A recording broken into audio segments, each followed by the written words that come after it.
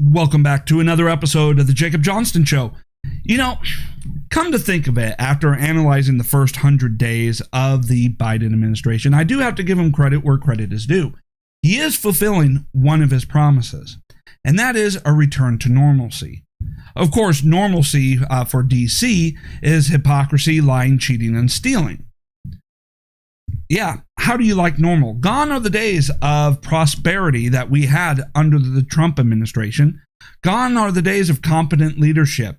Gone are the days where we could see unity starting to happen. And gone are the days where we could see global stability within reach.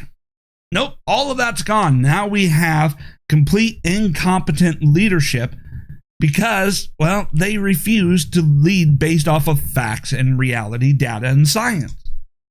They engage in a delusional fantasy and then try to make that delusional fantasy reality. And, well, they keep failing and everything keeps descending into a dumpster fire because reality keeps coming up and smacking them upside the head. Only their skulls are too thick for them to get a clue.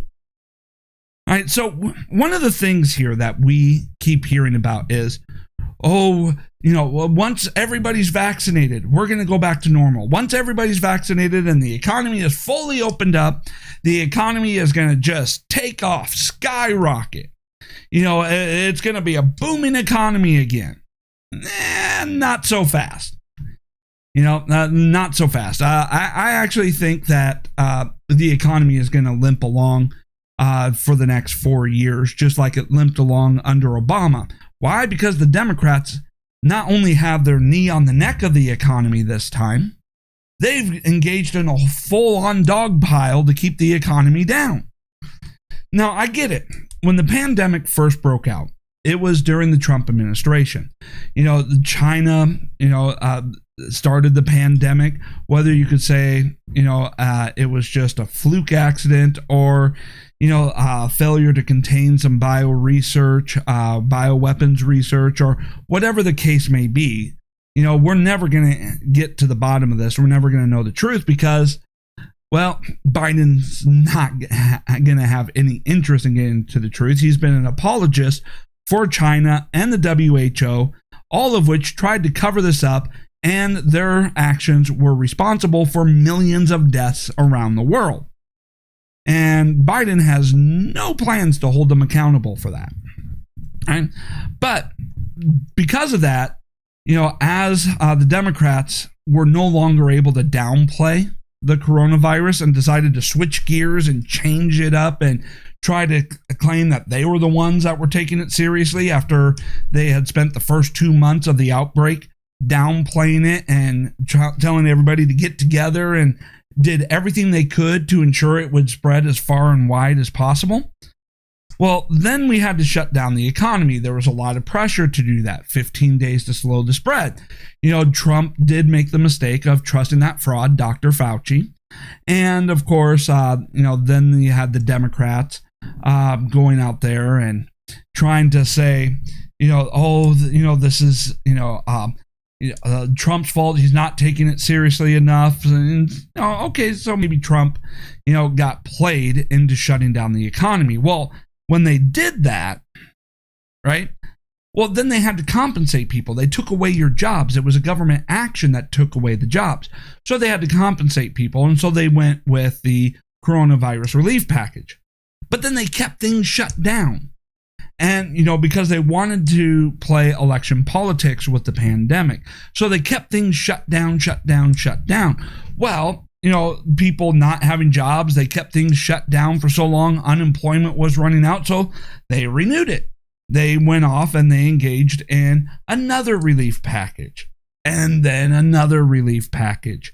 And now they're going off and they've created an environment where it's going to be very difficult to get the economy going, especially when you compound two problems. One, Biden plans on increasing taxes, which is going to slow down the economy, as government tries to take more and more money out of the economy. which kills jobs, slows down job creation, slows down innovation.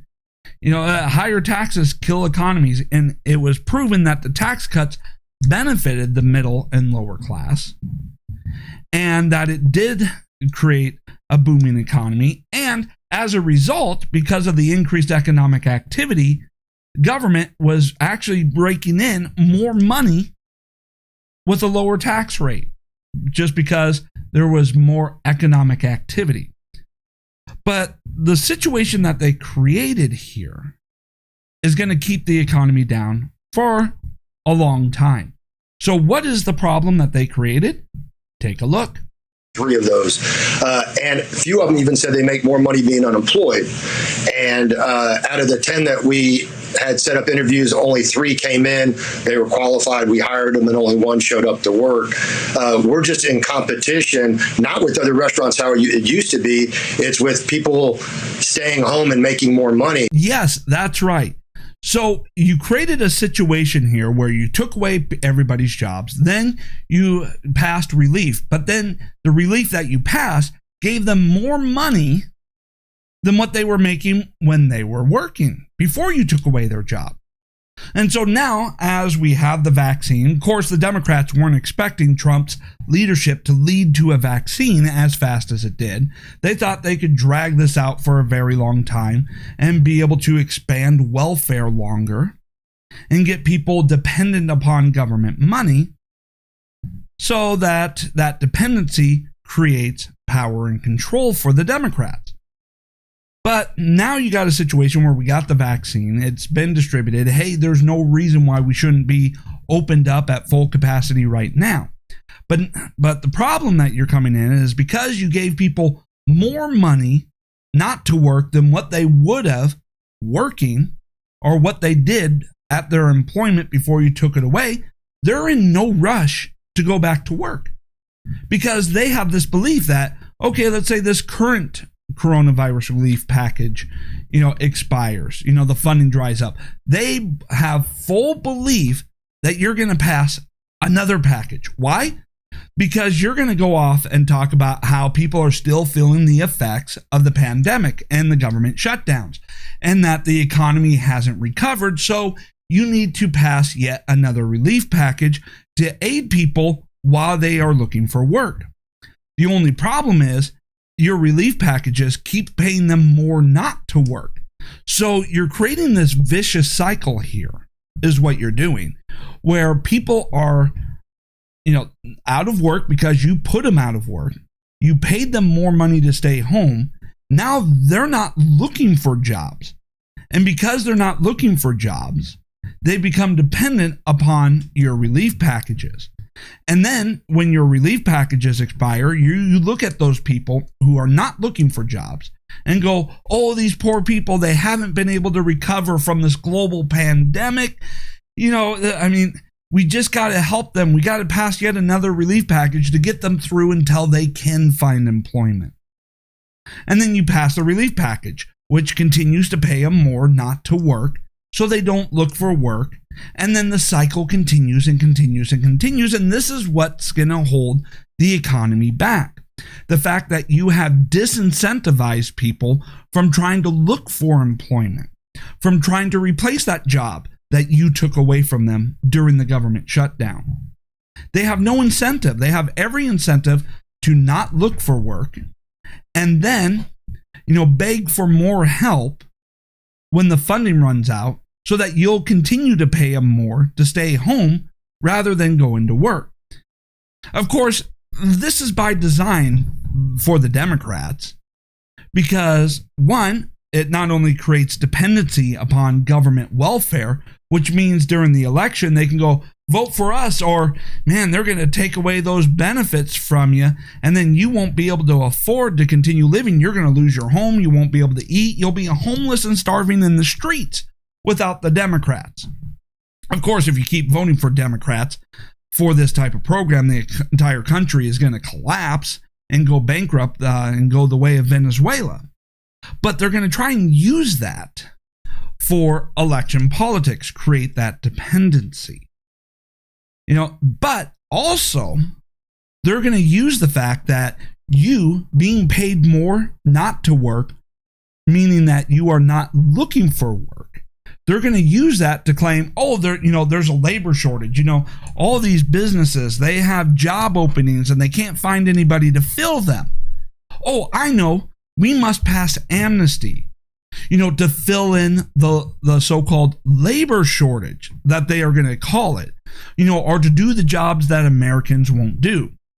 No, it's not that Americans won't do the job. It's just you're paying them more than what that job would pay them.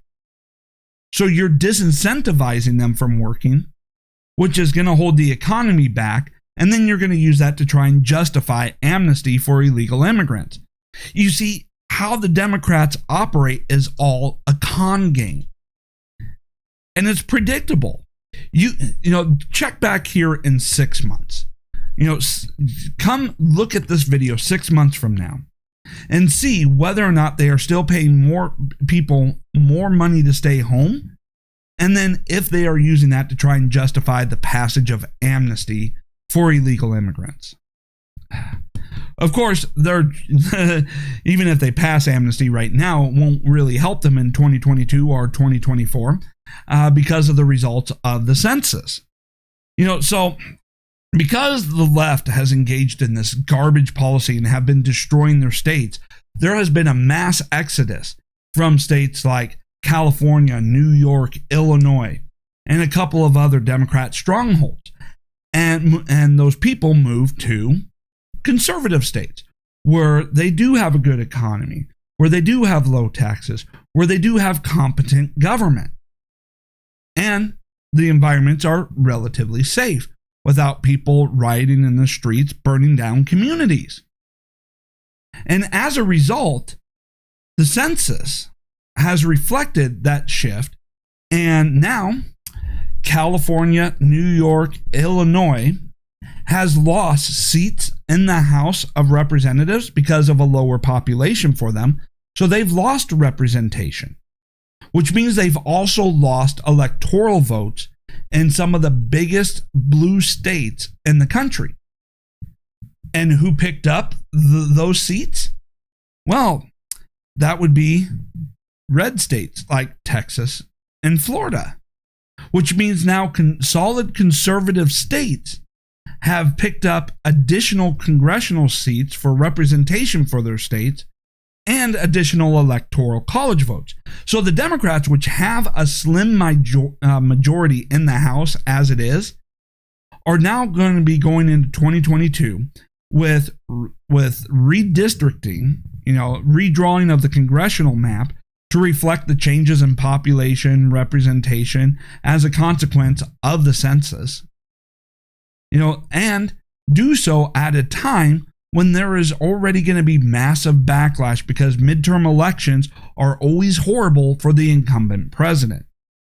Or in this case, the occupant of the White House, the party of the White House occupant is going to do horrible because that's the way it always goes in the midterm. It's a backlash.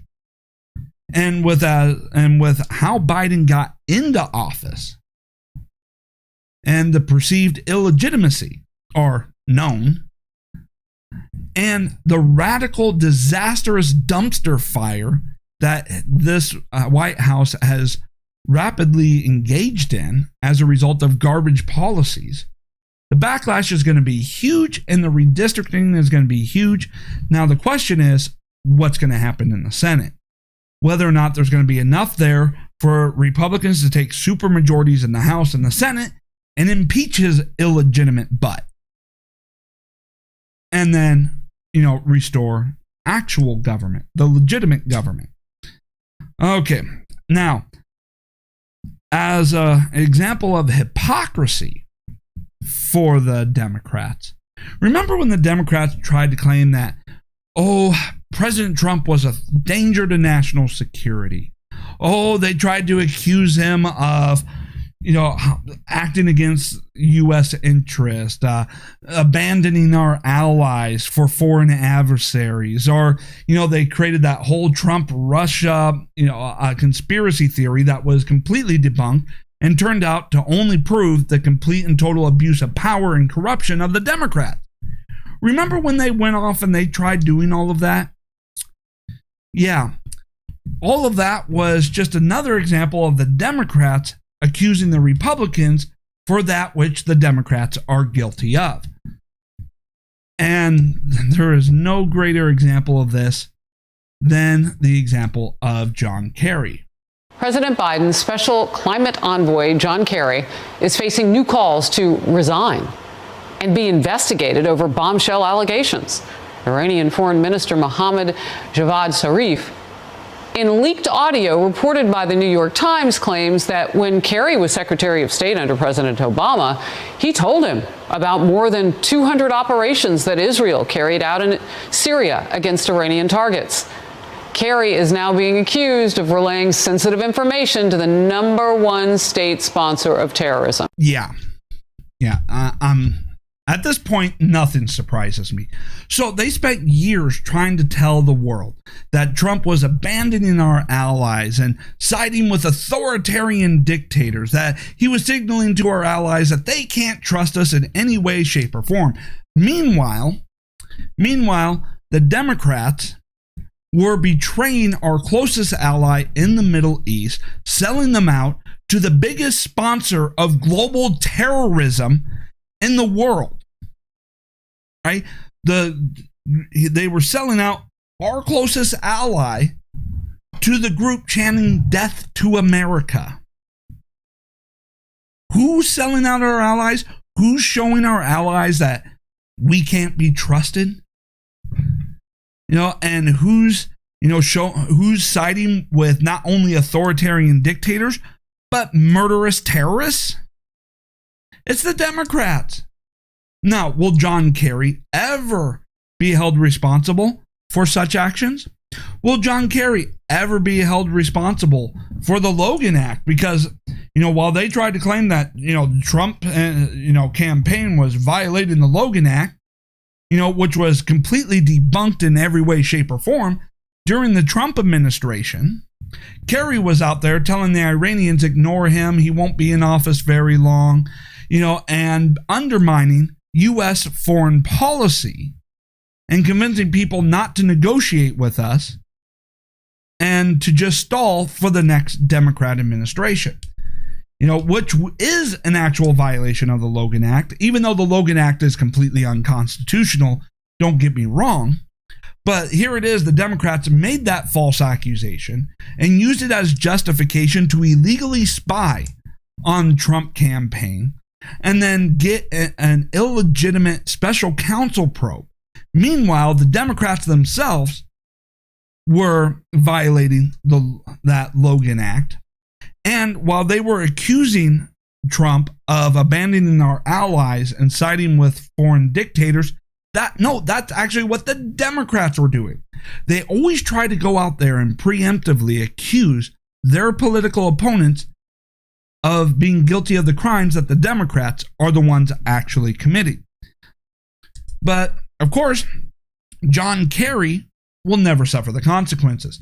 And the Democrats are always out there engaging in cancel culture, saying this person should resign, that person should resign. Oh, it is inappropriate for this person to continue serving. And yet when the Democrats get caught, they go, oh, no big deal. There's no reason to resign. We have full confidence. They expect their political opponents to bow down to pressure to resign over any little thing, including any imaginary thing that the Democrats come up with.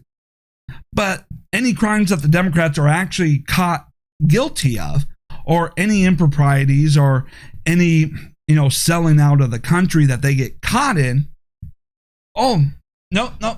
They always have an excuse why they feel that's okay and they don't need to resign. They'll call on their political opponents to resign for for the things that the Democrats won't themselves resign for. Hypocrisy at its best. Okay, so now, of course, everything is a pandemic, right? Because everybody understands what a pandemic is. And so now the word game is going to be not only systemic, but also going to claim it's a pandemic. It's not just a global pandemic with the coronavirus. Oh, no. Gun violence is a pandemic, and hate crimes are a pandemic. Everything is a pandemic because that is a charged word that is supposed to carry meaning. They need to find something other than racism, because calling people racist just doesn't work because they call everything racist. So now they're trying to switch it up a little bit, test out different words in order to try and see whether that would have an effect. And so everything is going to be now labeled a pandemic, meaning a crisis or a sickness, if the Democrats themselves don't like it. Now, while there are certain situations where, yes, it's an atrocity, calling it a pandemic, well, that is, highly inaccurate. Take a look. I will be in Washington tomorrow as our president speaks to us the first time in the State of the Union. And I am confident that he will address hate crimes, because that's another pandemic. Another pandemic, huh? It's interesting how this pandemic, of hate crimes and racism and police officers apparently shooting down black people unjustified, only seems to affect cities controlled by the left. Only seem to affect areas in which Democrats have a monopoly on control and have implemented their left-wing agenda fully throughout the area. I mean, do you ever think maybe the reason why Democrat controlled, or maybe not a reason, but do you think maybe there's a link between Democrat control and the breakdown of society? If the areas that Democrats are in control of, high crime, high hate crimes, and claims of systemic racism. Republican controlled areas, low crime, you don't have the hate crime incidences, you don't have the amount of gun violence, you don't have the police incidents. It's almost like we should be taking away a clue from all of this.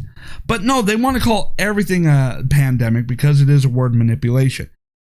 Now, to be a pandemic, it kind of, it can't be just in a specific localized area, because, a pandemic kind of seems like it spreads all over, is a nationwide issue. And it's not. The second thing I want to say here is, these hate crimes. So these hate crimes are by and large perpetrated by leftists, left on left violence. It is kind of an interesting situation. So the left, yes, they attack the right, violently and viciously, but they also attack each other, because they all spread division and hate, with identity politics. Anybody not in this box with you is your enemy. And while you can create certain alliances, that are temporary, those people are still not on your side. So they may show a little bit of, solidarity during an election year towards a common goal, but once that's over, they go back to attacking each other.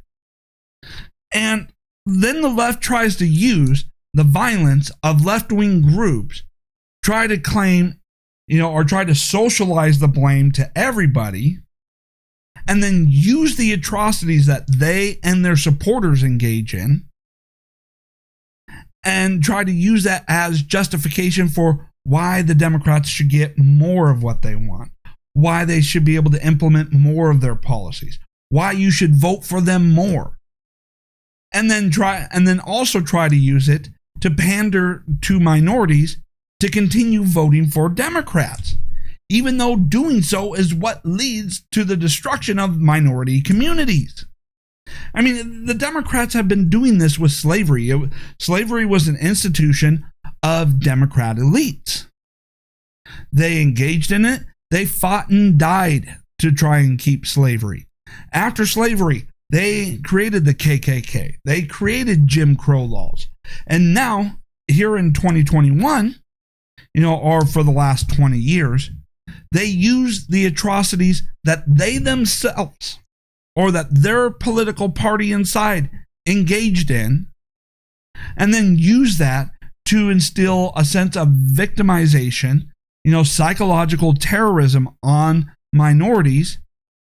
And they use that as examples of past racism to try and claim current racism, but only they're trying to claim that racism was of the Republicans. So again, they use their past atrocities, or in this particular example, their current violent activities, to try and cast blame on their political opponents who were not involved in this and who have no control in that area, and then try to use that to get minorities to continue to vote for them.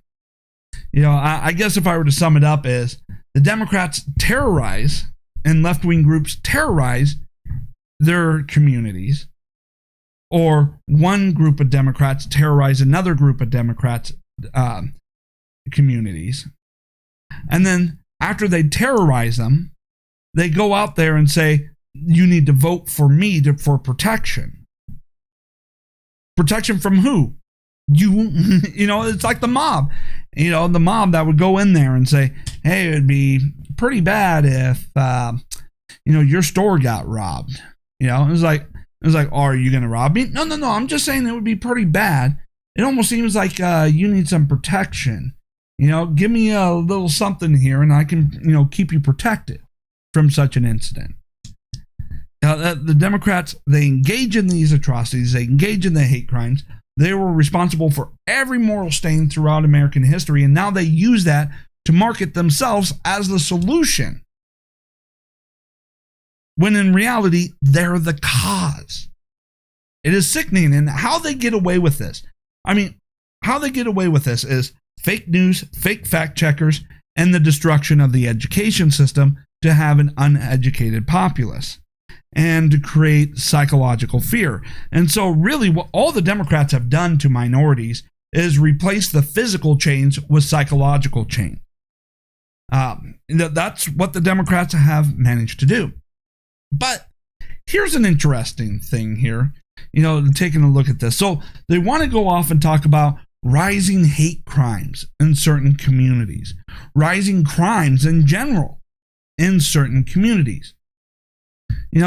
If only we had the foresight, the knowledge, the intelligence to have created some sort of group or organization designed to protect the community from such violent criminal thugs.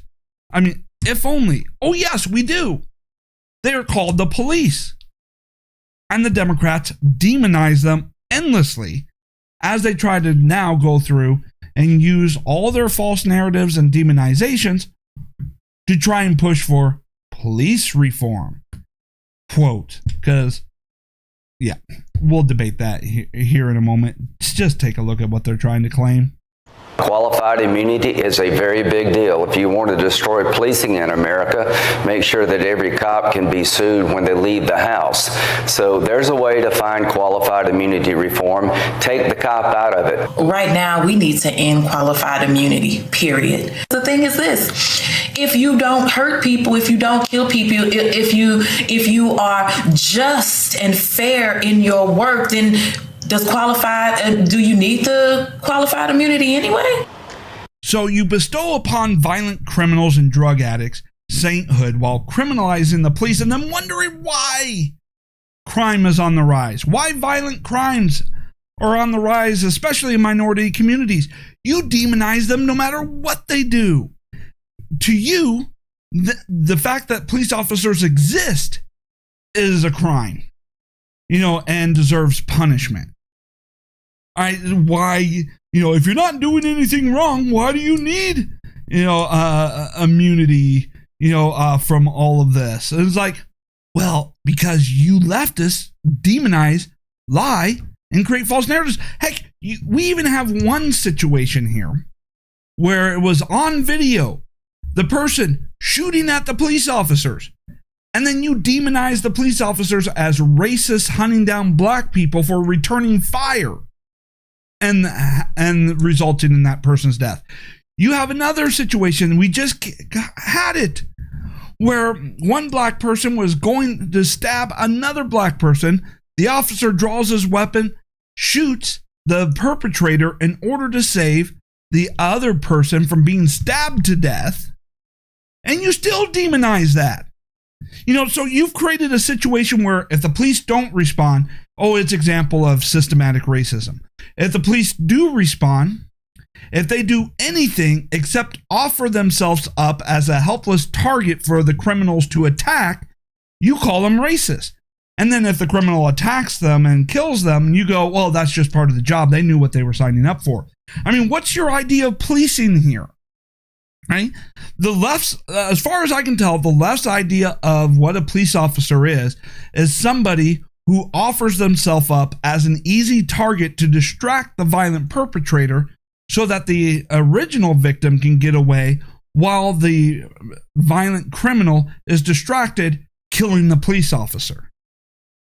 I mean, that seems to be the only thing that the left is saying the police can do. All right, so if you create a situation here where the police are racist if they don't respond, but they're racist if they do respond, right? And the situation and the punishment that you dole out is if they don't respond, they get fired.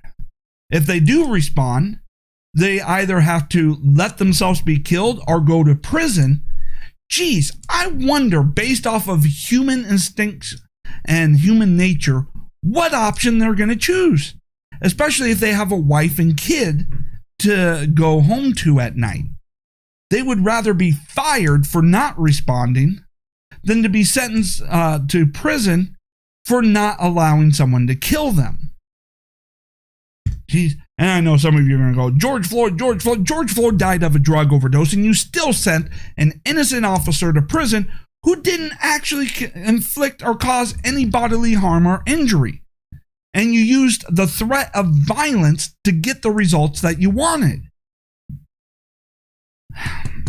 What they're trying to do is use this whole this immunity and this police reform bill to achieve the exact same results as defunding the police. So they're trying to get rid of law enforcement altogether, criminalize anything the police officers do in order to protect the community, right? And then they're trying to strip you of your gun rights, your Second Amendment rights. And so basically what the left has done here is basically told criminals it's Christmas for you. You can do whatever you want, steal whatever you want from whoever you want, even kill whoever you want, and you're a saint. And the police are not allowed to respond. People are not allowed to defend themselves. And you can't figure out why crime is on the rise? You can't figure out why criminals think they can get a free pass on everything? You see why every time the left is in control, it is a complete dumpster fire? Because they abandon facts, they abandon reality, they abandon evidence, they abandon science, and they just think about this non-ending, campaigning where they try to twist everything into a debate on racism, where they try to twist everything into a political narrative to campaign on. Another issue in which they can use to divide and create hatred among people, among groups of people. It's no wonder that there's no unity left in this country, because you and the left are focused only on tearing people apart. And you're trying to go off and say, well, the cops have nothing to hide if they don't do anything wrong. And yet, when it's been proven that what they did was not wrong, it was justified, it was reasonable, it was exactly how you would have to respond, no other choice in that situation without risking further lives being killed, are taken or their own lives being sacrificed, even when all of that has been proven, you still demonize them, demand their prosecution and firing, and then want to use the threat of violence to get a conviction. You've created a no-win situation. No matter what the police do or don't do, it's racist, criminal, and should be prosecuted. 100% of every scenario. It is sickening. I guess maybe if, as long as, the police are only giving a free pass to members, to the criminal elements of the black community, but still enforcing the laws on the white community, then I guess you may be okay with that. Selective police enforcement, where it's free reign for criminals if they have this skin color, but continue law enforcement if they have this other skin color. You understand that the Democrats have brought back segregation even, and they've now cheered that on and call segregation an act of anti-racism. God, they get dumber and more insane by the day, and then can't figure out why everything's descending into a complete and total dumpster fire. And of course, as we talk about the dumpster fire, we have to talk about the border crisis. The border, which was largely under control. Migrant caravans were down to the lowest it's been in decades now under the Trump administration. People knew that there was no point in trying to make the trip to America because they would not be let in illegally, that they had to follow the legal process if they wanted to get in. But then, of course, Biden gets installed into office, reverses all the policies that disincentivizes illegal immigration, and reenacts the policies that give illegal immigration an incentive. Here, go ahead and take a look. Stop, and I mean knock it off, all of the promises of amnesty. These are very simple policy shifts that would stop the mass migration of illegals in literally a split second. Well, one of the reasons that drug dealers and sex traffickers are coming to America is because they can know they'll stay here, right? In Franklin County, Texas, late last week, state troopers stopped a Sequoia with 18 people inside. At first, they thought it was drugs. They realized it was so heavy, they opened it up. It wasn't drugs, it was people inside. 3 were actually cartel members, coyotes, bringing 12 men and 3 women, were told, to Baltimore, Maryland. The illegals admitted to sheriff's deputies that they were headed to Baltimore to, quote, work off their passage to America. One even admitted to robbing banks in Peru and being wanted for other crimes in Guatemala.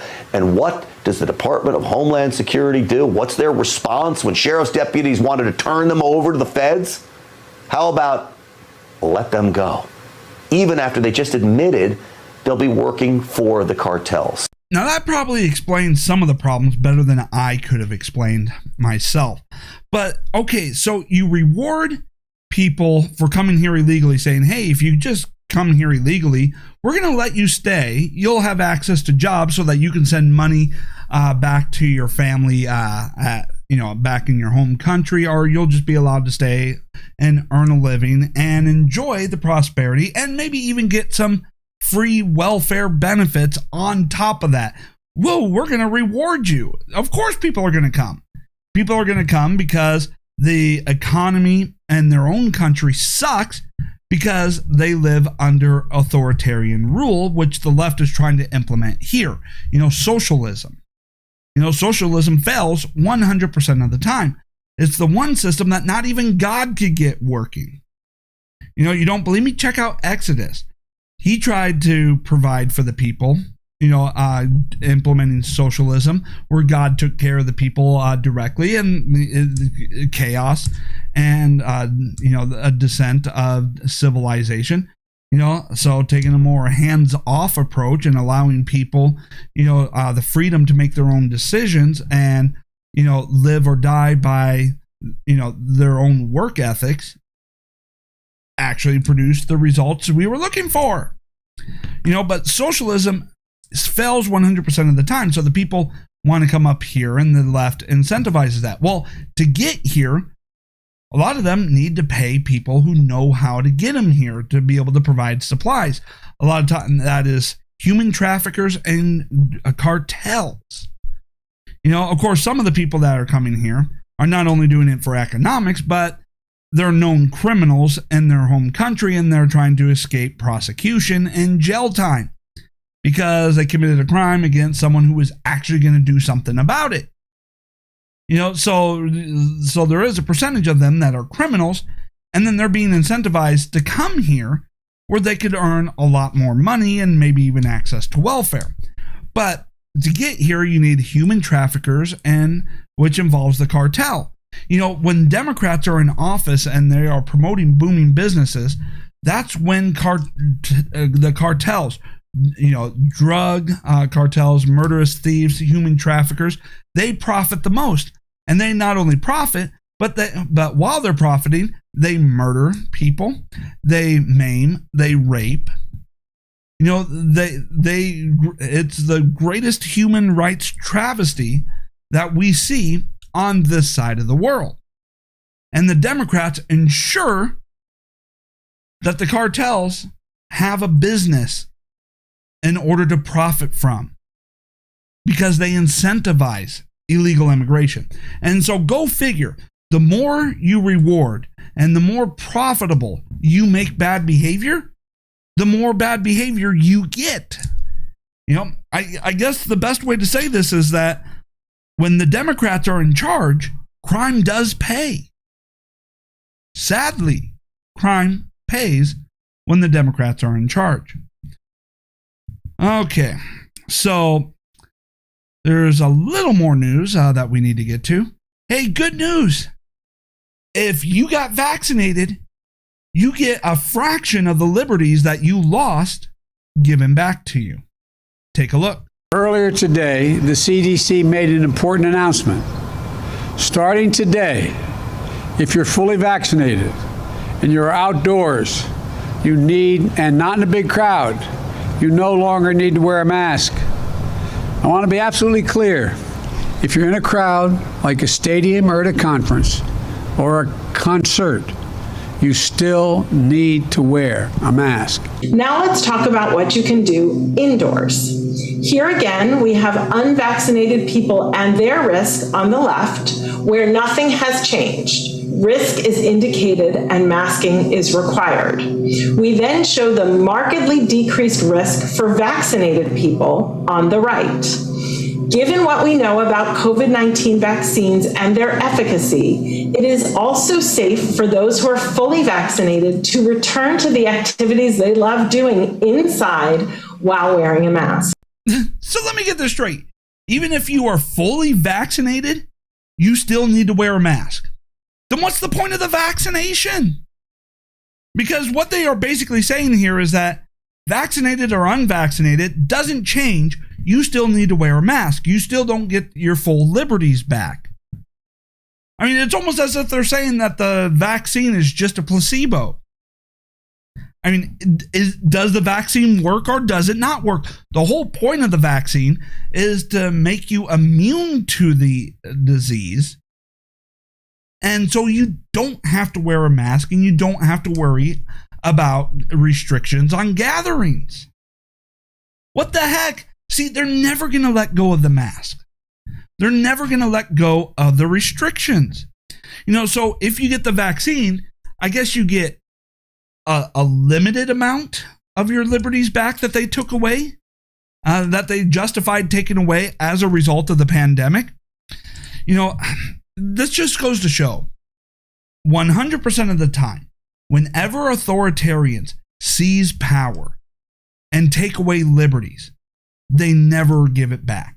They never restore it, or at least not fully. They'll take a mile and then maybe give you an inch back. and then say, see, we're so great. We're not authoritarians. We gave you something back. Yeah, they took a mile away from you and gave you back an inch. And that's what's going on here. Authoritarians never give up power once they have seized it. And there will always be an excuse to keep some sort of restriction in place. You know, they're always they're out there right now talking about how there are new strains developing. You know, it's mutating, and the new mutations are resistant to the vaccine now. You know, is what they are going out there and they are saying. So there's always going to be something new that, you know, some new mutation. Just like we see the flu and the cold constantly mutating, we're going to see the coronavirus constantly mutating. So they can always justify restrictions endlessly in the name of public safety. And so it doesn't matter if you get vaccinated or not, you need to wear a mask according to the left. And of course they want you to wear a mask. Of course. I mean, they want you to wear a mask for the same reason why Muslims want their women to have their face completely covered. For the same reason why throughout history, oppressed people have mostly been forced to wear some type of face covering. Because when you have, you know, half to 100% of your face covered up by something, it robs you of your individual identity. It robs you of your sense of self-worth. And you become, you know, just a cog in the machine, a tool. You know, just you have no sense of identity or individual liberty. It helps to promote a feeling of, you know, being subdued. You know, a sense of servitude. You know, to be subservient. You know, when you rob people of their identity, they start to become more subservient. You know, you can see this in people who have been kidnapped.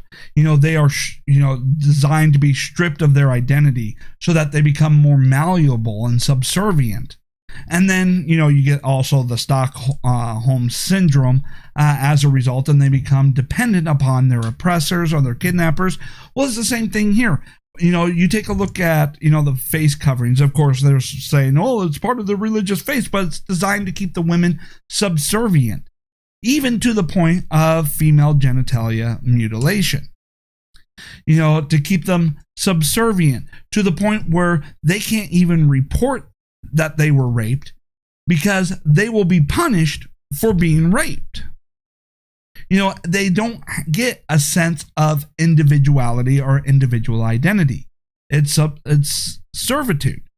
And so that's why they want to keep the mask, because it robs you of your individualized identity and makes you more malleable and subservient, so that you will go along with more and more of them stripping away your rights and your freedoms.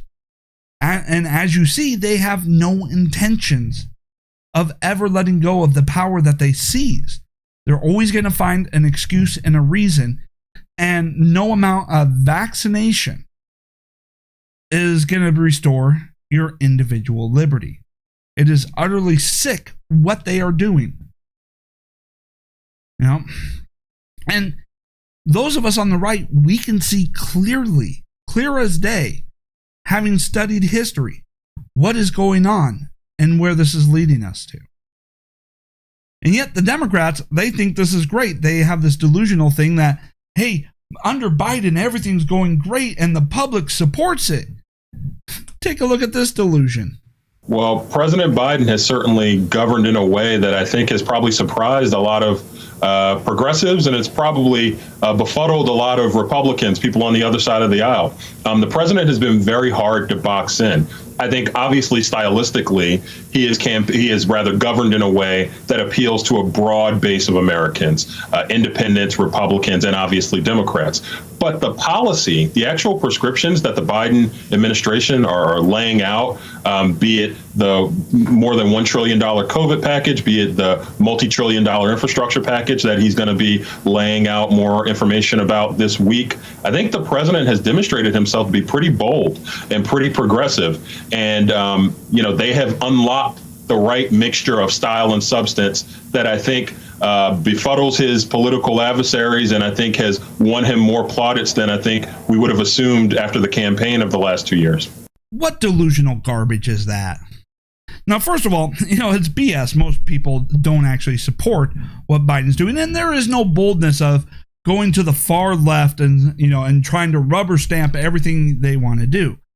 Most people actually do not support what Biden is doing with his seized power of the White House. Most people don't, because he's only catering to the far, far left. Most people are actually looking at this and going, hey, this is a complete and total dumpster fire. And considering the dumpster fire that's, been the Biden administration, why people don't support failure. People don't support damage to their own economy, to their own wallet. People don't support incompetence. And when you take a look at the approval polls, Biden, okay, it's not the worst. It's the third worst approval rating of any presidency at this point in their term, the first 100 days, in the history of polling. He has the worst approval rating, and yet you're trying to say he appeals to the majority of people, left, right, and center. He Biden doesn't appeal to anybody on the right. And I'm sure almost everybody in the center is regretting, at least those who actually did vote, for Biden, they're regretting that. And people who are on center left are probably going, some of them are going, this is kind of crazy. He's not interested in unity or appealing to anybody. And that's evident in his policies. Biden is not a uniter. He doesn't have the support of the people. He doesn't have anything. People are looking at his policies going, my God, no one could have thought that anybody could be this completely and totally incompetent. But another thing that we know is that Biden is not actually making the decisions here. He's just the figurehead. He doesn't even have enough awareness of what's going on to even make decisions, which is why, he's not making the decisions. He's just there as the figurehead, the person you put in front of the cameras to try and talk to people, as if words will speak louder than actions. And so he's just the figurehead. The person who's really running the show here is Kamala Harris. We know that. Biden doesn't have the wherewithal, but no, this has been the worst, most disastrous first 100 days in history. The fact that the left that runs the approval polls can't manipulate the polls to make it any better than being the third worst approval rating in history of the first 100 days. The fact that all their manipulation can only get him out of the bottom two spots shows just how bad this is. But yet they're going to go off there in their delusional fantasy and try and act on the far left. This is great. Everything's going perfect. This is what the people support. According to who? According to like I said, there is no bipartisan support. I can't imagine anybody on the right having any support for what Biden's doing. Those in the center, if you have any support for Biden, I have to wonder, what the hell are you smoking? Are you even paying attention? Or are you just watching CNN and as a result, clueless as to what's going on? Nobody actually supports the action or the implementation of what Biden's doing. They may hear what he says and goes, hey, yeah, that sounds nice. But what he says and what he does is two different things. Which leads you to wonder if he even has a clue what the hell is going on. All right, but we get this. So under Trump, we saw rising incomes, the return of prosperity with a booming economy. We got to keep more of our money, so we saw people rising up out of poverty. We saw peace coming to the Middle East. And we saw the most effective leadership ever witnessed in a pandemic. And the left said that was chaos, that was horrible, that was disaster, that was a complete failure of leadership. And then we see Biden, wants to, crisis at the border, rising crime. We see, the, holding back of the economy. We see the national debt, of course, explode. We see, just complete and total chaos everywhere. And the left is out there going, yeah, this is great. This is awesome. This is what real leadership looks like. Just like everything else, what the left says and what the reality is the exact opposite. Okay. So that's it for this particular episode. All right, I'm going to go ahead and leave it right there. I have a feeling that this episode went quite long. Sorry about that. I'm trying to find a way to shorten this up here, to maybe 20-minute videos or something, at some point. So anyways, if you found this on YouTube, I am shocked that this got through the censorship. Go ahead, and I'd prefer you to follow me on Rumble, but if you're going to follow me on YouTube, then click the follow button. Hit like, leave me a comment. If you're watching this on Rumble, which is more likely, or maybe BitChute, don't forget to hit the follow button. It will probably say subscribe, but it doesn't cost anything. By now, we should all know that. If you're listening to the audio version of this show, don't forget to hit subscribe, to follow along with every episode. Leave me ratings and reviews. Share this on, of course, Parler, MeWe, Gab. And if this can still be shared on Facebook and Twitter, I am shocked. But go ahead and share me there if you, for some reason, don't support free speech platforms. All right, so follow, like, comment, subscribe, ratings, reviews. You know the drill. Thank you so much, and I will be back again soon.